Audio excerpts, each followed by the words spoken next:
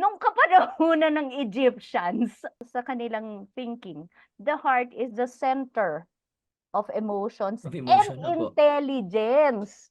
Hindi Oh, okey, opo. brain. Mm. Tapos na-augment pa 'to nung halimbawa nung anatomy nung panahon ng Greeks na oops, nasa gitna siya ng katawan Mm. and it pumps blood all over the body. So parang yun yung naging basis ng bottom of your heart. So pero actually, dapat the bottom of the limbic system. Kasi yung limbic system, yan yung pinanggagalingan ng mga hormones. It's supposed to be in the brain. But since it's kind of cute, so nag-persist. And tapos yung heart, ginawang ganun na yung shape. Kasi Yes, opo. that's heart talaga na hindi naman masyadong ganyan yung shape. Pero close.